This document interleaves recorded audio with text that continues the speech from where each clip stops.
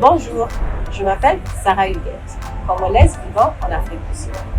Je suis dans Lady Week pour vous parler de l'entrepreneuriat dans le monde du tourisme. C'est bon, hein? Et c'est parti!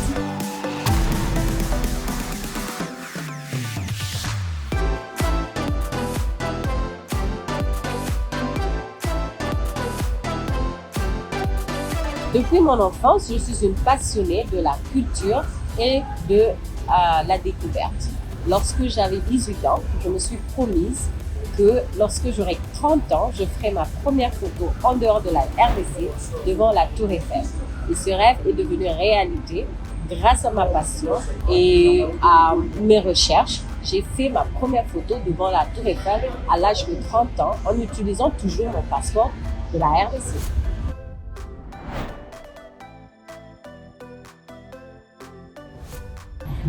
En tant que maman et entrepreneur, chaque jour, je rencontre des challenges. Parce que, bien sûr, mon travail me demande d'être souvent en dehors du pays et parce que je dois découvrir de nouvelles cultures, faire de nouvelles rencontres, voir de nouveaux lieux. Je passe un peu de temps en dehors de la maison. Mais grâce à mon environnement, à qui j'ai accordé je me suis facilité la tâche en tant que maman en acceptant de l'aide. Je pense qu'en tant que maman et entrepreneur, nous devons arriver au point où nous acceptons de l'aide de dehors, l'aide des parents, l'aide des frères et sœurs, l'aide de l'entourage, l'aide de ces travailleurs. Il faut toujours avoir de l'aide et accepter que l'on ne peut pas faire tout seul. C'est comme ça que j'arrive à le faire parce que j'ai accepté que je suis humaine et que les enfants ne sont pas nés juste d'une mère.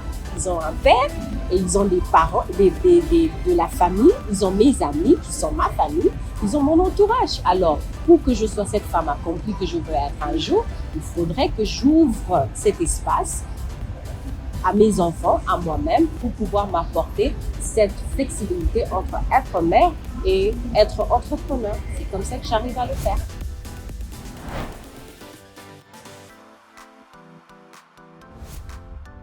Bien sûr que le tourisme, c'est un secteur rentable en Afrique. Il faut juste savoir comment le rentabiliser.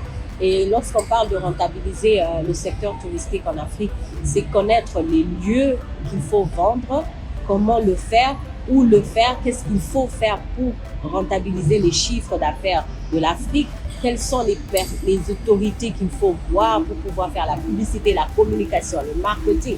Parce que je vous dirais un truc, si un blanc a 10 000 $ à dépenser en voyage, il ne va pas le dépenser à Dubaï. Il va dépenser ces 10 000 $ en Afrique du Sud.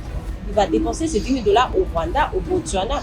Donc oui, c'est un secteur qui peut nous rendre beaucoup d'argent. Il suffit juste qu'il y ait des matériels qui sont importants, des cours par exemple. Moi, je dis toujours que par exemple, dans mon pays, c'est quelque chose que je déplore beaucoup. Il n'y a pas un secteur spécifique au tourisme. On n'étudie pas le tourisme dans mon pays. Ça aussi, dans beaucoup de pays africains, on ne parle pas de tourisme. Donc, si je dois faire des études de tourisme, je dois sortir de mon pays. Donc, on peut dire que toutes ces histoires qui ne sont pas à nos disponibilités, qui font qu'on n'a pas cette connaissance de comment faire pour rentabiliser le milieu africain en tant que dans l'Afrique.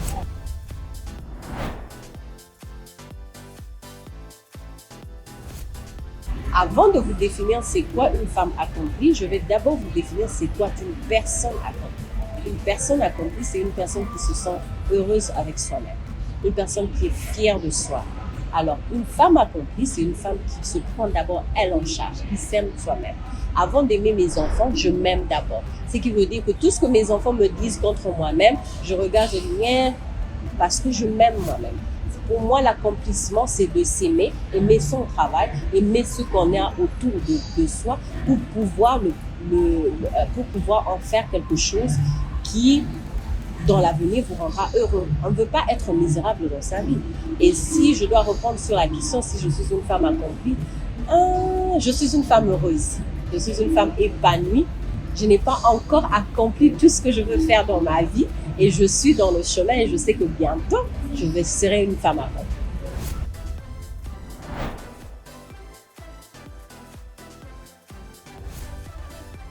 Avec ma compagnie Rue de Lille Global, nous offrons des forfaits qui permettent aux personnes de payer par tranche.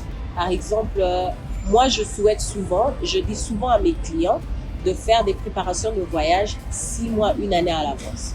Par exemple, vous vous dites que $1 500 c'est beaucoup pour moi. Je vous offre de payer sur $1 500 10%, 150. Et puis vous payez par tranche pendant 6 mois.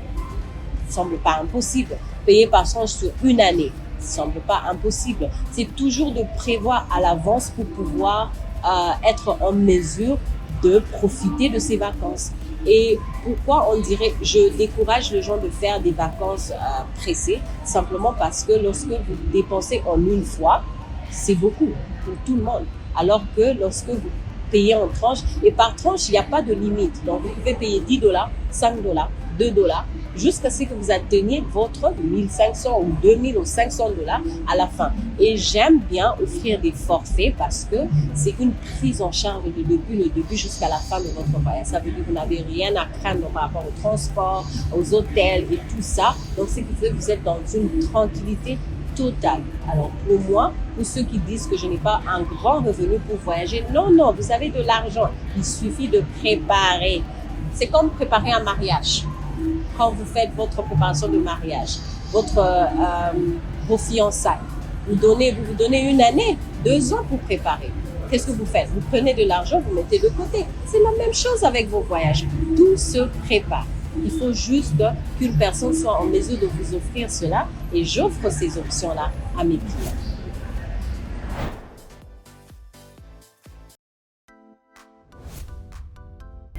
Mon premier conseil, c'est la patience. Il faut avoir beaucoup de patience parce que les chiffres d'affaires ne se transforment pas du lendemain. Il faut avoir beaucoup de patience dans les affaires et aussi la patience avec les personnes. Nous sommes des individus différents avec une éducation très différente. Donc, le client est roi, mais il faut de la patience pour être maître du client. Donc, vous pouvez transformer un mauvais client en un bon client. Et ça demande beaucoup de patience. Mon deuxième conseil, c'est apprendre c'est quoi le service client. C'est un élément qui m'a vraiment beaucoup appris dans la vie. Comment servir un client? Quel langage adopter? Comment parler à la personne? Comment faire pour avoir une relation assez particulière avec ses clients? C'est très, très important en tant qu'entrepreneur en général. Et d'autres, avoir la discipline des affaires et des finances. S'il n'y a pas de discipline dans les finances, on mélange tout, on mélange la maison et les affaires, on ne fera jamais de l'argent. Donc ça n'avance jamais. Il faut avoir vraiment une discipline et dernièrement, ne jamais arrêter d'apprendre. Lorsque vous vous lancez, moi, le tourisme est une passion pour moi. Donc apprendre pour moi, c'est visiter les pays pour apprendre leur langue, leur culture, leur danse, leur nourriture, leur religion, qu'est-ce qui se passe. Et en apprenant, je nourris aussi une nation derrière moi. Et j'ajouterai, si vous êtes mère entrepreneur, rajoutez vos enfants dans vos affaires. Moi, je voyage avec mes enfants. Vous pouvez vous dire, mais moi, je travaille dans le bureau. Allez un samedi travailler au bureau avec vos enfants. Ils veulent voir qu'est-ce que maman fait, qu'est-ce que papa fait, pour comprendre pourquoi le temps que vous ne passez pas à la maison, qu'est-ce que vous faites. Je suis toujours avec mon ordinateur sur moi, même quand je suis en vacances avec les enfants, j'ai mon ordinateur, 1 heure où je passe avec eux. Après, je laisse, mais elles comprennent pourquoi, parce qu'elles me voient travailler. On a l'habitude de penser que nos enfants ne comprennent pas, alors on les laisse dehors. Non, arrêtons ça. Il faut vraiment que notre travail soit notre mode de vie quotidien avec nos enfants, avec nos familles, avec les gens qui sont proches de nous.